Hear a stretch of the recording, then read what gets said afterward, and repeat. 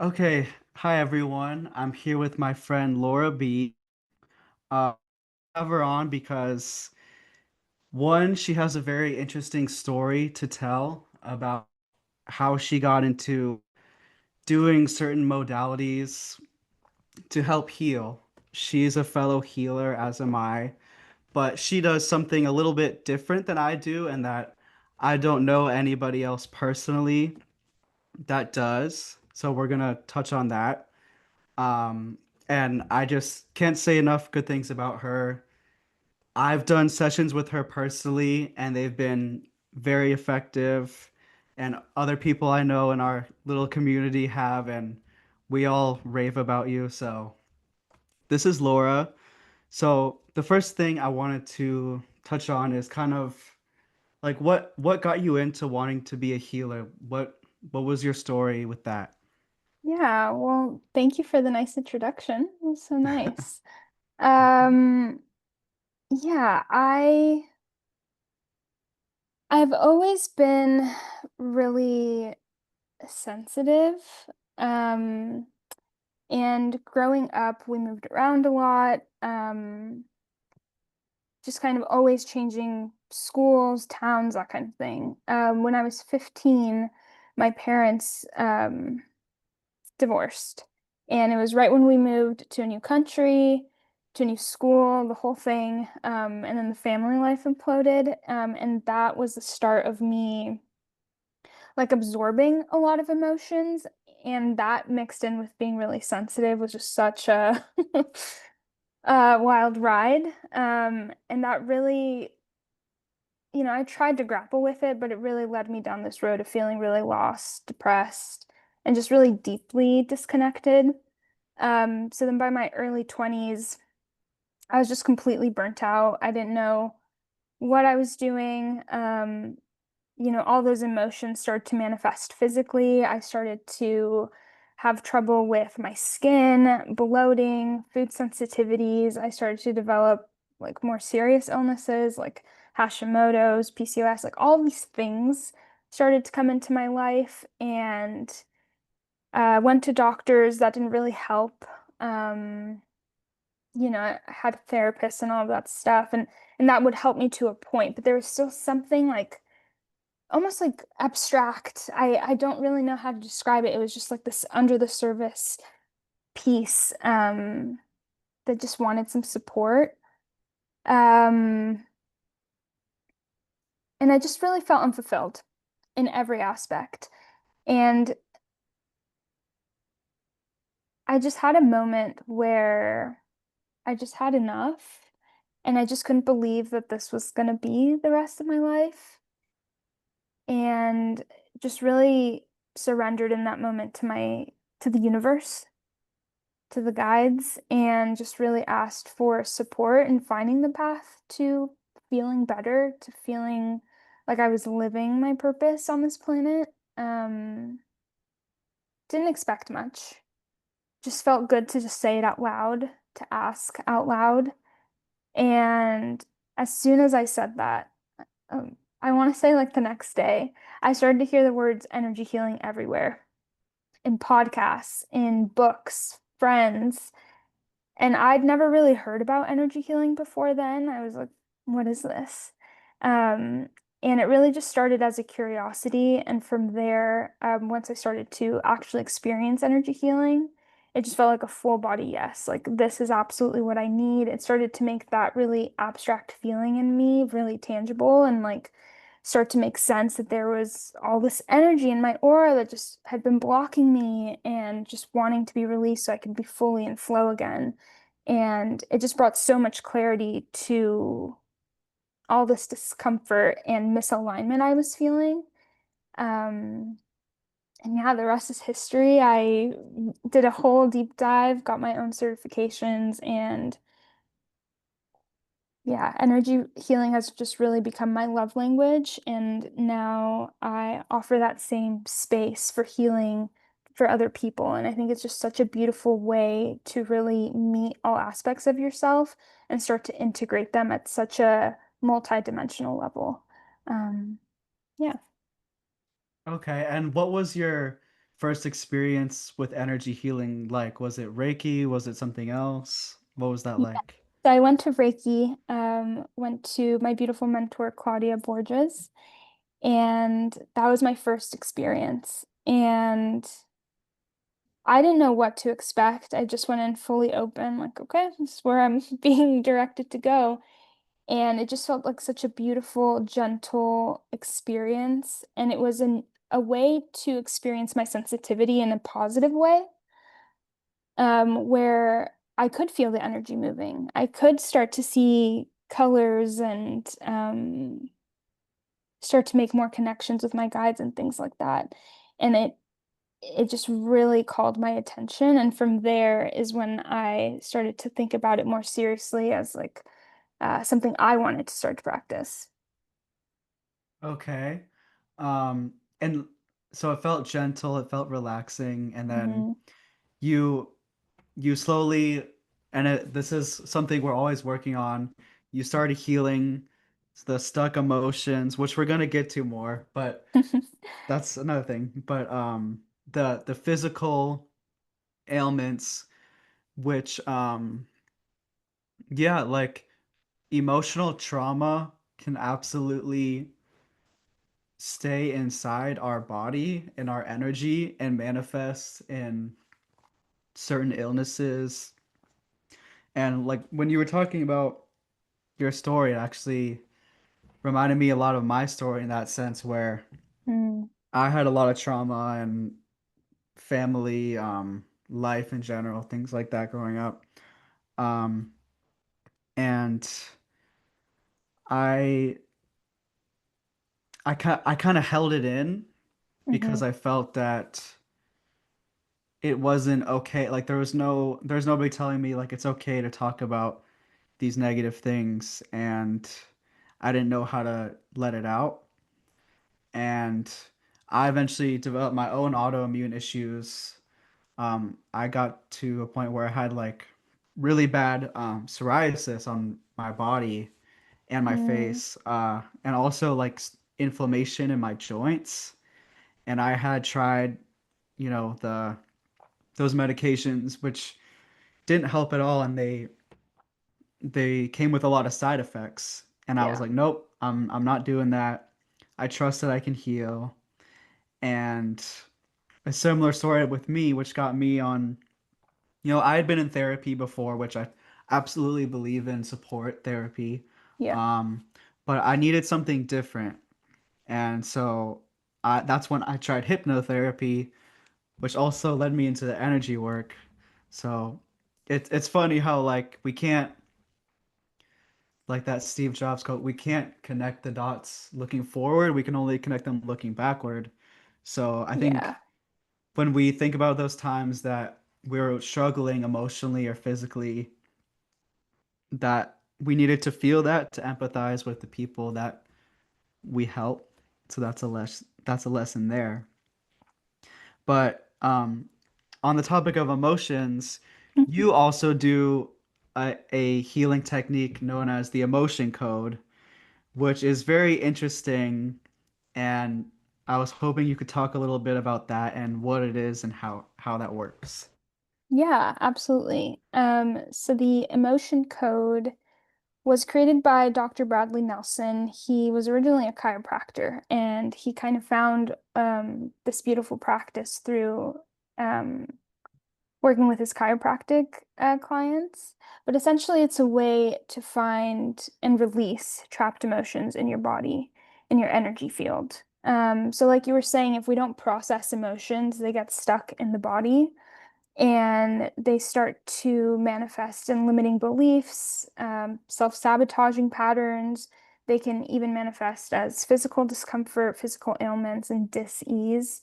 Um, so this is like a tool I've really found a lot of value and it's helped in my own healing and I've seen it help others too. It's a way of just finding that emotion, finding when it got trapped, so at what age, and then where in the aura it got lodged in. And by bringing all of that to conscious awareness and then releasing it, it allows that blockage to dissolve and bring more flow into the body.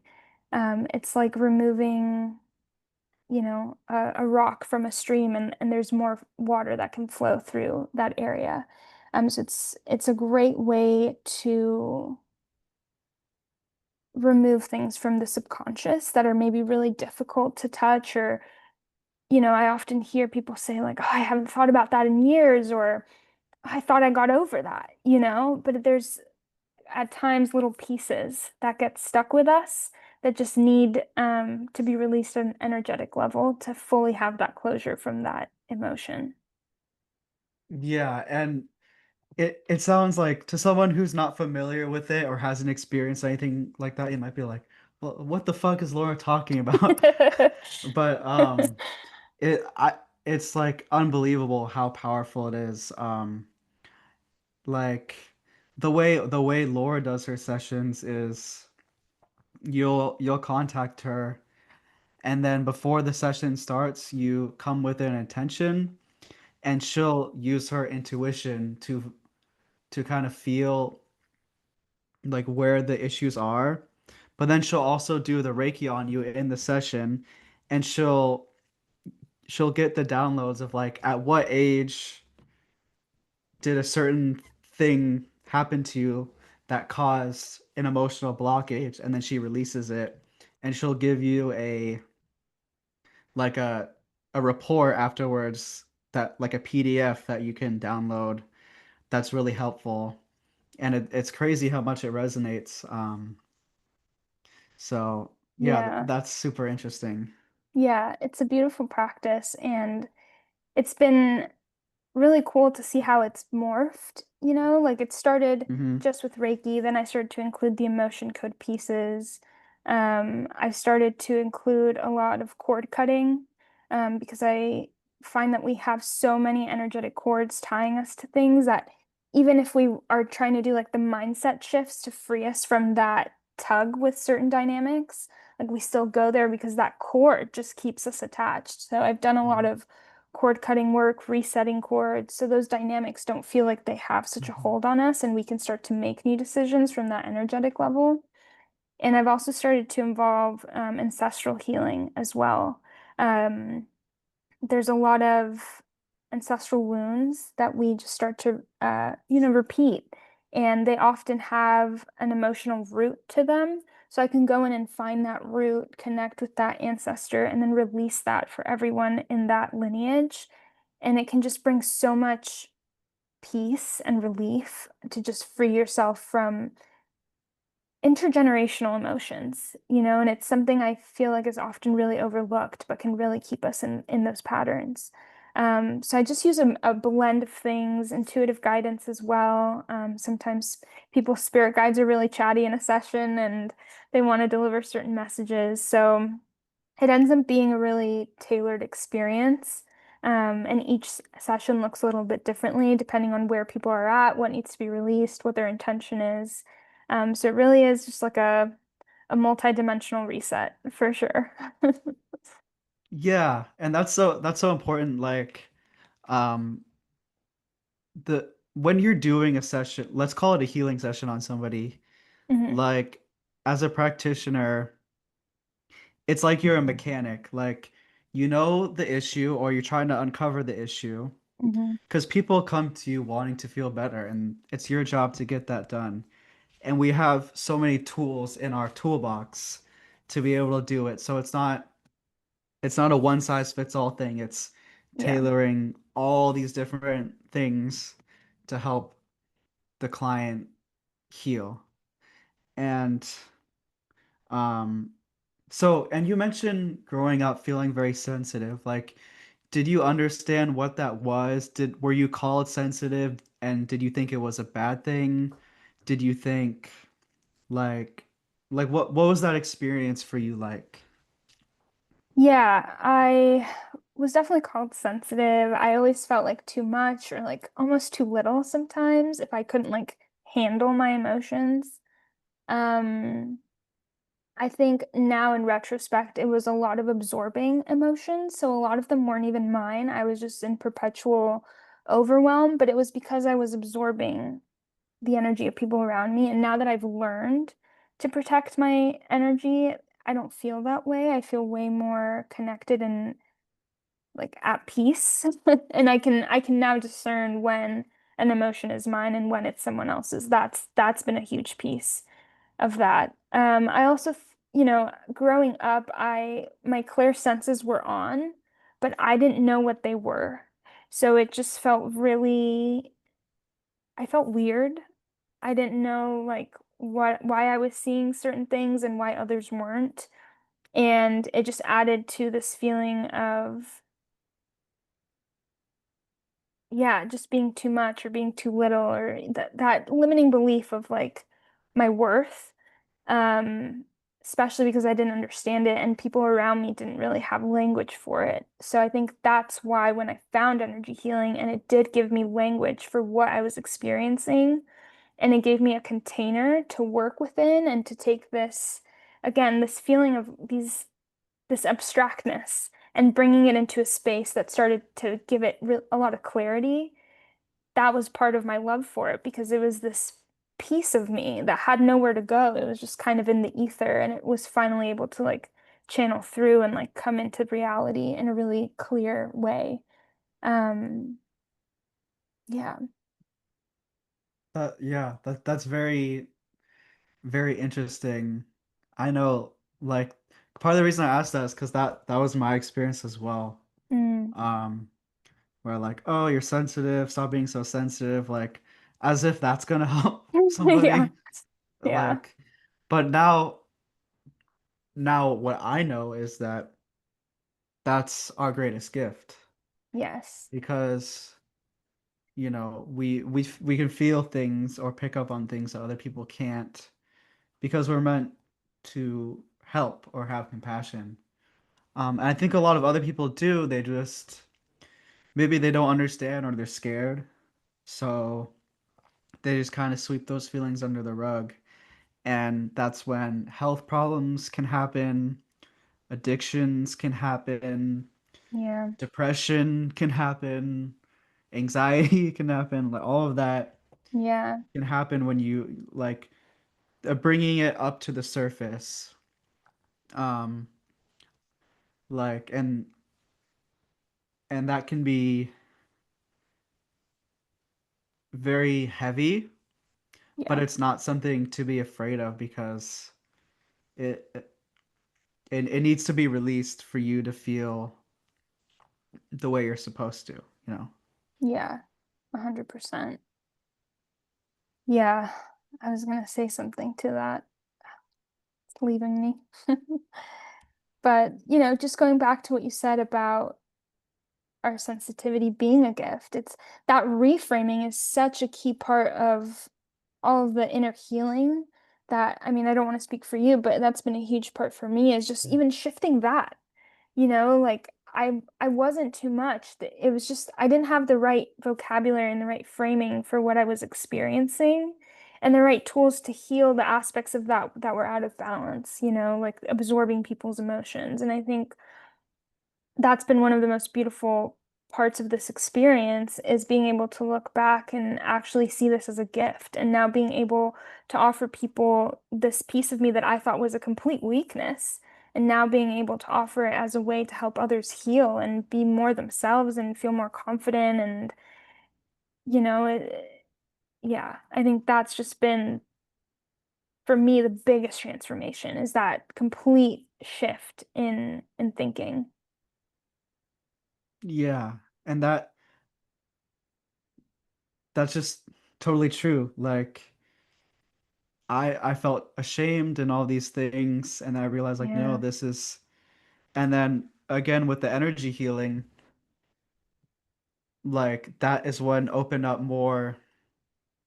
Like we don't always like to use the term psychic, but like intuitive abilities to where like Laura will pick up on something that is like totally spot on that you weren't thinking of because she's tapping into your energy. And I believe the reason that is because like what we can see and hear is such a small percentage of the electromagnetic spectrum that there's all these, it's like in the field, we're emitting this energy Mhm. that if we're not tapped in, we don't see it, but it doesn't mean it's still there. Yeah. And there's so much of that with people. Um, yeah, so did you have the experience of as you got your Reiki attunements and you started working more with energy, like you felt that intuitiveness grow, and then what was that like for you? That's a great question. Yeah, I definitely felt my attunements. It felt like it almost felt like I was able to perceive more and I had a larger bandwidth for translating. Um, yeah, it just felt like my sensitivities grew to a point where I was able to translate more of this subtle language, the language of spirit guides, and they speak at such a different frequency and through different senses. And I felt like my ability to translate and interpret what they were saying became a lot stronger, and that helped with that like ability to connect with people on a deeper level because I was able to tune into exactly what the translation of what was coming through around their body a lot stronger. Um, yeah. And I think it's an art, we are translators essentially. We're taking, you know, these pieces that can't be understood necessarily in our 3D world and trying to channel it in to this reality. So it's been beautiful to see that strengthen too, just from practice, and meeting more people and connecting with people from different walks of life, different experiences, and all of that starts to refine that tool, and that ability to interpret and translate. Yeah. Yeah. It's like what we thought reality was is so not what it really is. And I always Yeah. forget that until I start, well, as I continue working on this and seeing things that a lot of people would never believe. It's like the rabbit hole goes so deep, you Yeah. know? Yeah. So, and again, about the emotion code, Yeah. like how did you find that? And like, how does that, like, how does the process with like the body's magnetic field and everything work? Yeah. So I found it through my therapist, actually. She recommended it to me. Um, and it was something she tried on me and I felt it and I was like, what's this?" Hmm. So I got the book and just from reading it, started to practice it on myself, on family, and they really resonated with it. And it just felt really natural. It felt really easy to me. It just felt like something almost like I've always known. It was that soul remembrance. From there, I just went into the certification process and wanted to incorporate it into my practice. And then, yeah, how it works is like you were saying before, we all have an electromagnetic field, and that holds our story, that holds energetic imprints of different experiences we've had, trauma, emotional waves, whatever it is. And by finding the emotion with the emotion code and finding all the information we need to know about it, once I have all of that, I release it using a magnet. You can use a magnet or your hand because we as humans are magnetic as well. Um, but essentially, what I'm doing with this magnet is just like a credit card. If you run a magnet through the back, it's going to strip it blank. That's exactly what I'm doing. So once I find the emotion in you, I'll use the magnet and run it through the governing meridian, which is like the main um, channel of energy that's flowing through your aura, and I'll use that to fully clear the energy, the intensity of that emotion. Hmm. Does that make sense? Yes, it Okay. does. And it's really trippy to think about like we're almost like our own planet because the Earth has its Yeah. poles and it's so interesting. And it's similar to like a lot of people know about most people know it as tapping. Hmm. It's called emotional freedom technique that you tap on certain meridians and you say an affirmation, and that is something that I I'm personally certified with, and I've seen not only like how effective it is, but how quick it works. Yeah. Similar with, I'm sure, the emotion code. It's just like when it's gone, it's gone. Um, like getting people's anxiety down from like an 8 out of 10 to like a 3 out of 10 within a few minutes. To me, that's huge, and it's you're not taking any drug or it's completely natural. You're doing to yourself, and I think I'm really happy that a lot more of people in society are waking up to more holistic Yeah. ways of healing that are natural and sustainable. So that's really cool. Yeah, and that's the thing. I love how simple it is.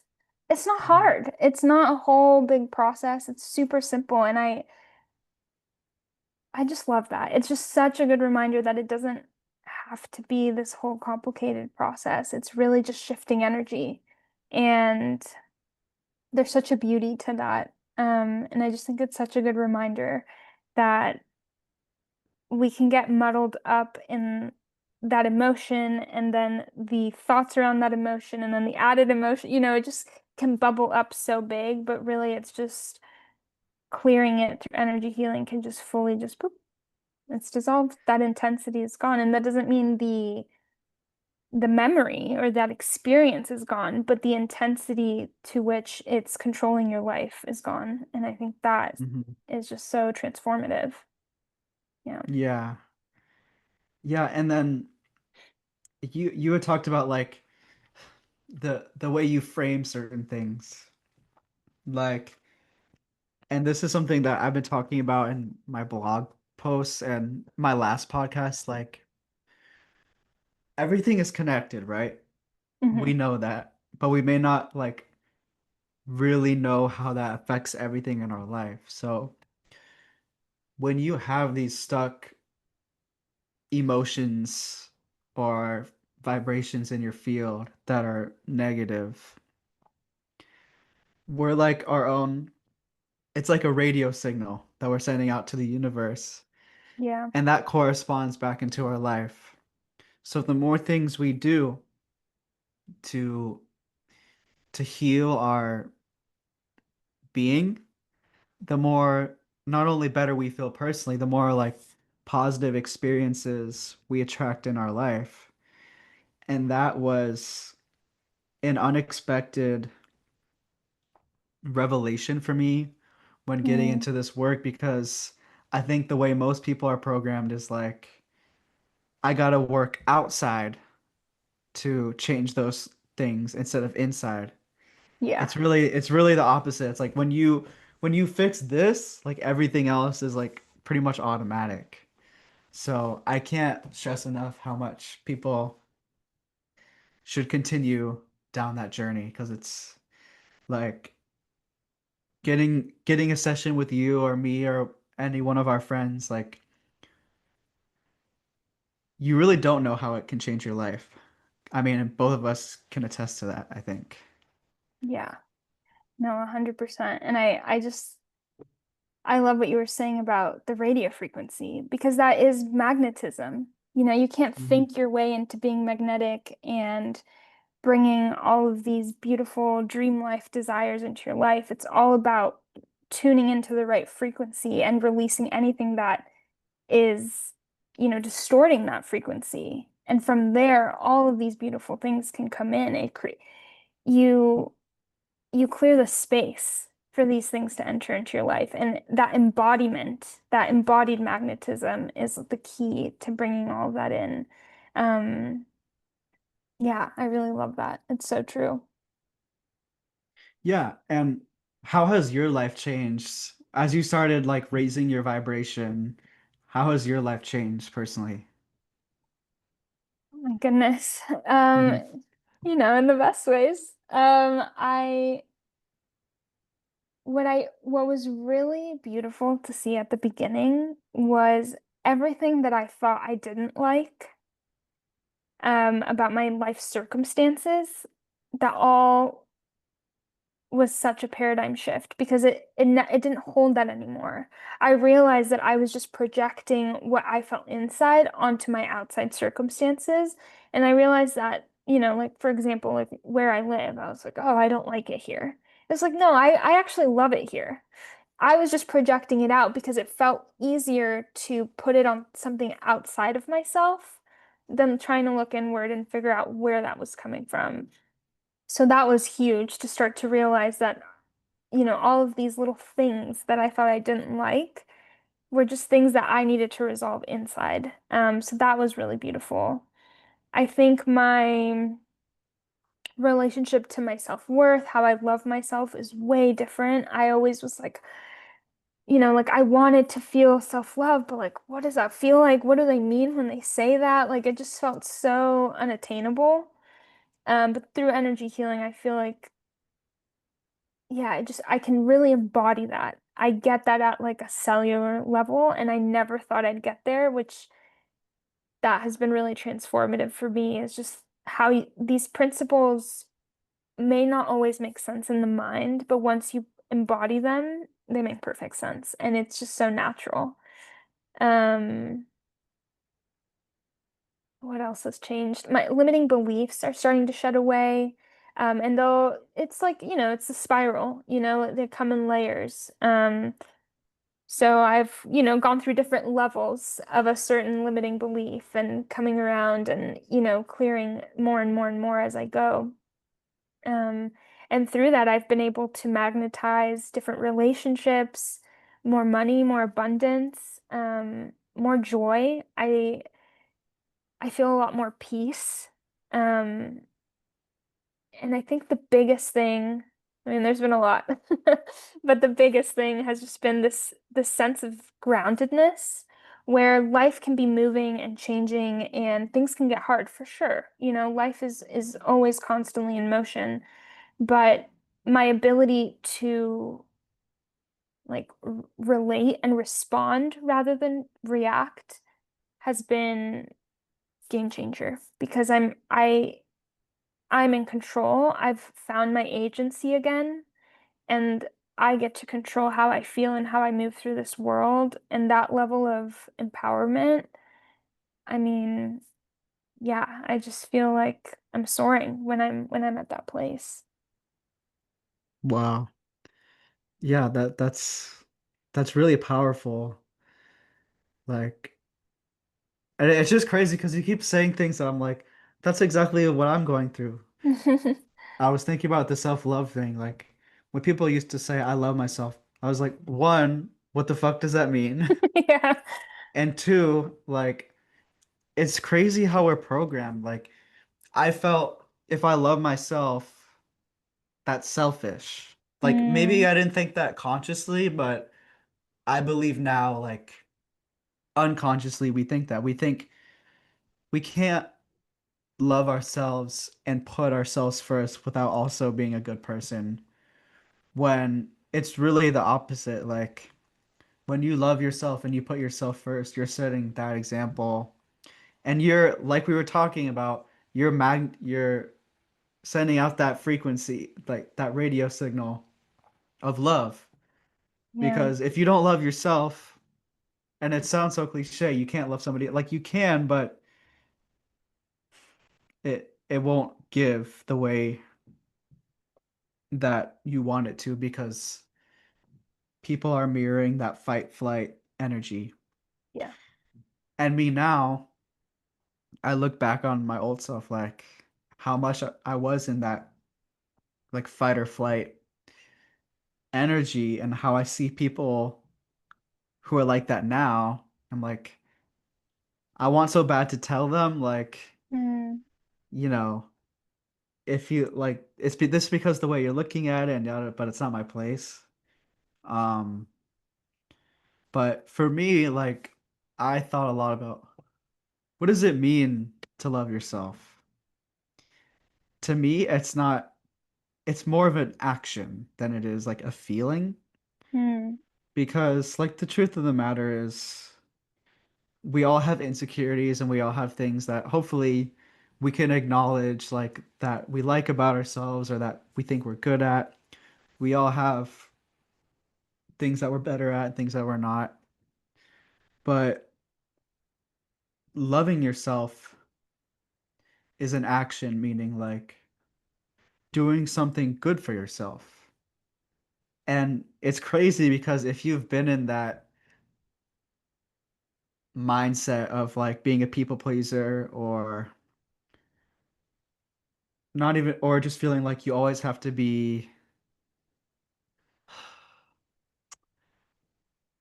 not even altruistic, but you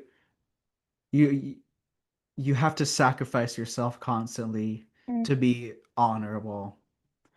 And that's not really that's it, that in and of itself is a limiting belief that you have to sacrifice yourself and your happiness to help the others around you. yeah. And it's like that's conditional love, right? Because it's coming from a fear that if we aren't sacrificial, the other person isn't gonna love us. And to me, it's really come down to boundaries.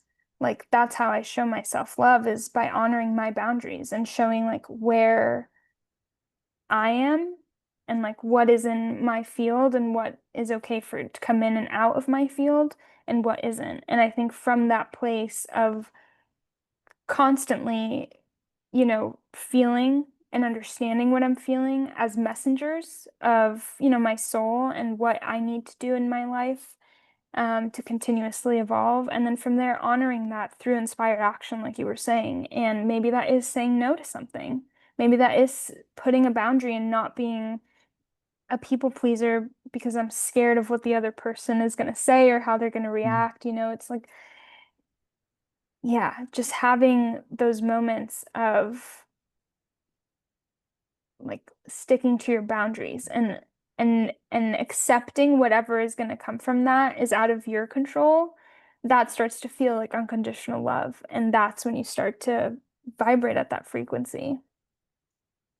Yeah, that's so interesting. Like, because we normally don't have a visual of like your our electromagnetic field, Mm. and like most people now know about boundaries, hopefully, but it's like your boundaries are literally like what you let into your field or how. That's a very interesting way of describing that, and yeah, I definitely agree. Like, um, and yeah, you were talking about. I used to worry about saying no or doing this because I'm worried about what someone was going to say or being angry with me. And it's funny because I was just rewatching a lecture the other day Hmm. and he was talking about reframing and he mentioned when someone's angry at you, it's not your problem, it's their problem. Yeah. And I was thinking about that. I'm like, I never thought of it that way. Like, isn't it crazy like how something so simple like, and it's true though, which is just Yeah. yeah. And yeah, I love that reframe and it's the ability to take responsibility and accountability for you. What's in your control is your thoughts, your emotions, your behaviors, your actions. And outside of that, everything else you're just kind of responding to.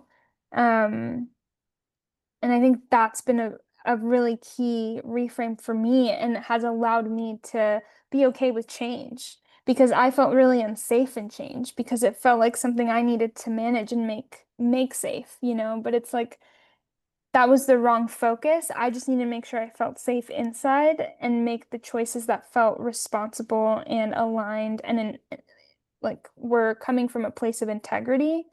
And then from there, everything else, I mean, the world is wild. Like that's not in my control, you know?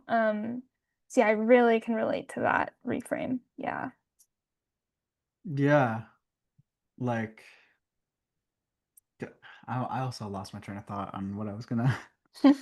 But like, uh, this is what I was gonna say. Like, so us as, like we can call it empaths, compassionate people, Hmm. et cetera, et cetera. We, because we feel other people, their energy and their emotions, their feelings, if we're not aware of how to protect ourselves from that, we can take that on. So it's especially challenging for us to understand this concept, but the concept is like somebody who is an adult, like, are they not responsible for protecting their own thoughts, energy, and vibration? Like, or putting themselves first and taking care of themselves. So it's not our job to martyr ourselves for someone who can't even take care of themselves, you know? Yeah. Yeah, and that's where I think leaning into compassion has been really important for me because to me, compassion does have boundaries. It's like you feel for someone, but there are limits to that. And I think that has been really helpful for me to not be too much of a rescuer, which used to be my tendency, and just be able to offer love and support, but knowing and being able to just discern like when I've reached the limit of that and when I'm crossing the boundary of okay, now I'm falling into a space that's not healthy for me or for them because essentially by crossing over, I'm starting to enable that behavior. And so being able to really be clear on like where that is through just practice and all of that has been really helpful. Yeah. Hmm. Totally. Because you can't help someone that doesn't want to be helped. Yeah. And except for by you leading as an example, which Yeah. is another reason why it's important to take care of yourself. Because that other person, they're making their own choices, but if you protect your peace, they're not going to be stressed out with like your codependency of wanting to fix them, and then they pick up on that nervous energy and it just makes it worse. So, Yeah. And it kind of tying that back to energy, like or from an energetic perspective, it's like if you're tuned into the frequency that feels the most aligned for you, not always, but often the people around you are going to shift into that frequency with you because it's going to kind of shine a light on where these dynamics weren't healthy and an opportunity to engage differently. So I find that even when you're at that frequency, it almost like starts to help others like tune into that frequency as well. Um, so that's been interesting too, of like what you're like just leading by example can start to have these ripple effects that you weren't even expecting or wishing for, but it just starts to happen naturally. It's almost like osmosis. yeah. And again, that comes down to how much people don't understand about reality. Mm, And I think for me, that was the hardest part about energy healing for me is like I'm such a analytical person, you know? mm, Like I've been spiritual for a long time, but I I need everything. It's like I had to be able to map out every step of the way mm. of why something works or doesn't work or makes sense. But you like that's a never-ending game that you can Yeah. play with yourself. And for me, it was like what feels right, which a Mm. lot of people don't want to hear in our society. Like we're not taught about doing what feels right. It's doing what's logical or it's an away from motivation, which is you're encouraged to make decisions based on avoiding something you don't want to happen. So Yeah. like, oh, I don't want to be a lawyer, but like I don't want my parents to be disappointed in me. So I'm gonna go to this school that I don't want to go to, and da da da da da da da. Da. I'm gonna choose this profession. I'm gonna do this because I don't want this bad thing to happen. But that's not, we've tricked ourselves into thinking that's the right way to live. It's not like that's not an empowering way to live your life. You know? Yeah. Like I it was very recently where I realized like that's how I was living my life. And that's the logical part that thinks that that strategy works. But I'm like, no, like look at you implementing the strategy, look at the other people who implement the strategy. Are they more successful? No. And even if they are, they don't feel that way because they're always worried about losing something, Yeah. you know? Yeah. And to me, we were given emotions, we were given sensations as guidance. We don't, to me, they're messengers of like where you intuitively need to go. And if we just listen to that and learn how to work with that energy and those sensations, it makes life really a lot easier because we're in flow, we're not resisting because of whatever we were told growing up, whatever paradigms we live through in society, it allows you to really hone in your inner compass and feel really clear and empowered to take steps from that place and stop listening to the noise. Because the noise is just a bunch of things thrown at the wall, and we're told, like, you got to stick by that. It's like, well, that doesn't feel very good. It doesn't make sense with my compass, and that's that inner conflict we all feel all the time. And I think once you start to just practice listening to your compass, which can feel really quiet at first, but the more you listen to it, the louder it gets and the clearer it gets. And it just feels like just a no-brainer. Like that's what you're supposed to follow. And you start to get affirmations the more that you listen to it of like how valuable that is versus whatever framework we're sold, whatever, lifestyle or meeting certain milestones at certain ages, all of that. It's just not, it's all a Hmm. facade at the end of the day. Yeah, compare is despair. And like Mm. when you think about these people that you're comparing yourself to, one, you don't know how they actually feel, regardless of what they have. Yeah. And that they're on their own path. Like when I started really trusting is when my life totally turned around. And it's like the truth of the matter is sometimes you may upset somebody a little bit Hmm. when you're trusting your own radar and you're going after what you want. Or maybe people are like, you're fucking crazy.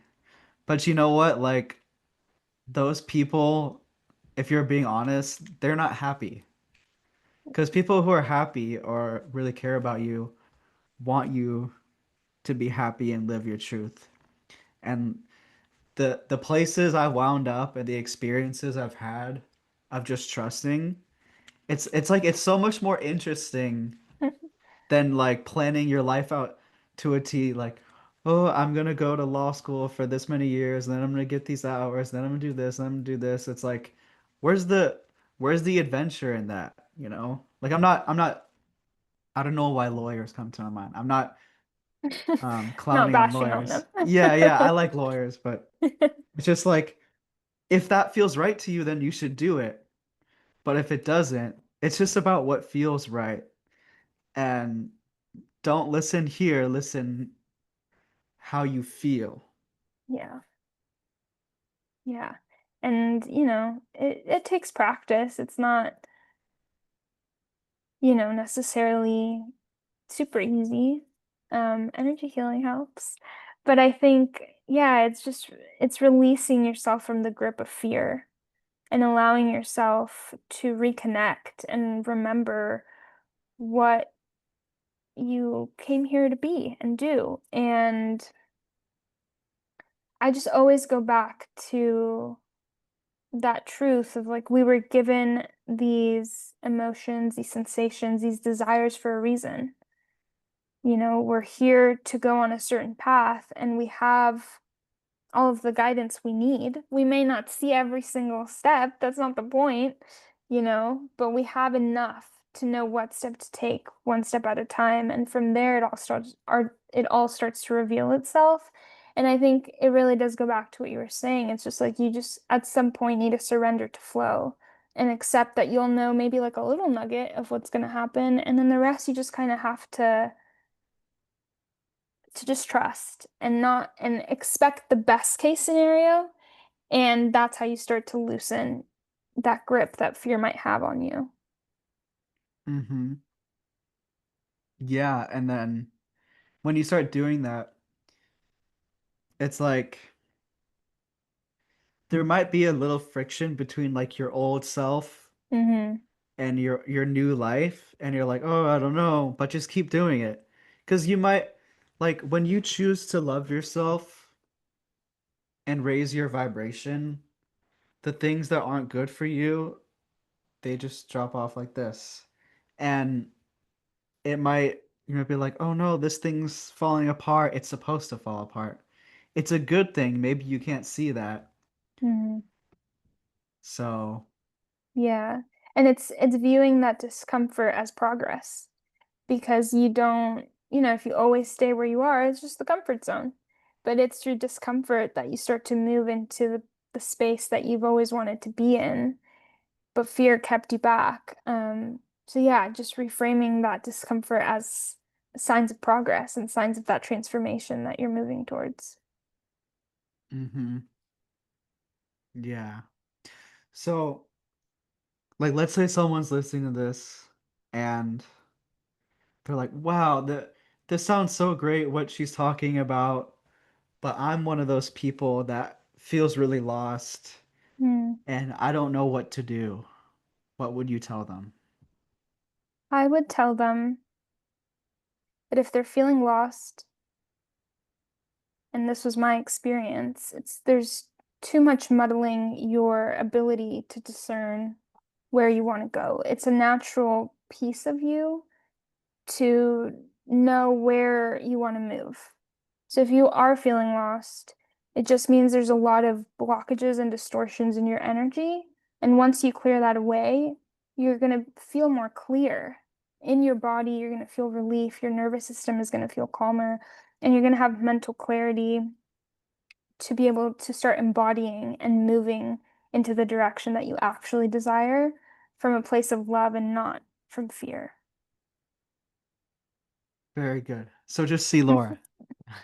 Yeah. Yeah, bottom line, come over. Yeah.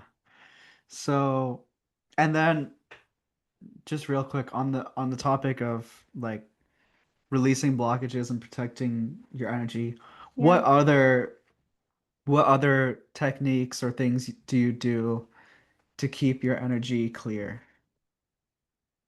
Yeah, so I just running through my routine. I do energy healing every morning myself.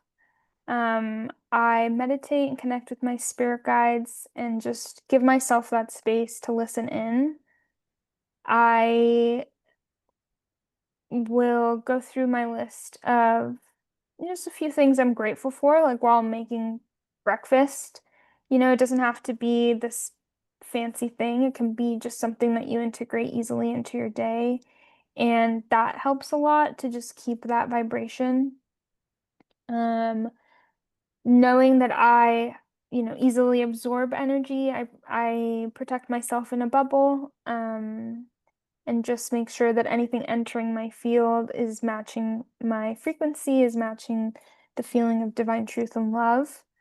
And I go about my day. And then at the end of the day, I really like to use a selenite wand and just brush that all over my body before I jump into bed. And it's just a way of fully releasing any of that energy. And just feeling, yeah, just back to center, just in case anything got trapped in there. And yeah, just giving myself time and grace to move about my day in the ways that feel good.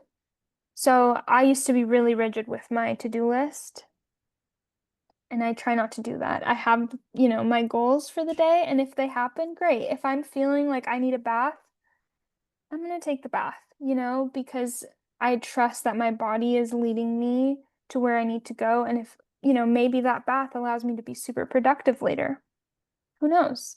So just, that's something I really try to integrate in my day is just flowing and surrendering and trusting that, I don't know everything and I just need those little nuggets and they'll lead me to where I really need to be. Beautiful. Um, for me, I protect my energy too. Yeah. It's all about like what resonates with me at that particular time. Yeah. Um, I'm someone who I really like scents. So I use different like sprays to spray around like my field, and that really helps just clear everything off. Like the incense, Palo Santo. Hmm. Um, I have like a hematite bracelet. But the bottom line is it's what number one, what resonates with you, and also your intention. Yeah. Just setting the intention like I'm gonna be protected, I'm gonna be clear, I'm gonna be safe. Like even before I got on this call with you, I'm like, this podcast is gonna go great. I'm gonna have so much fun.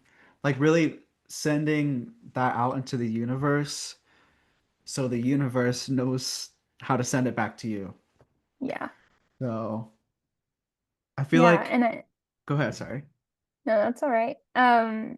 I love that. And it's that reminder that we are co-creators and we do have free will and we can decide or influence how our life, our day, the podcast is going to go, and it's through intention and through our focusing, and directing our energy in that way that really helps it transform.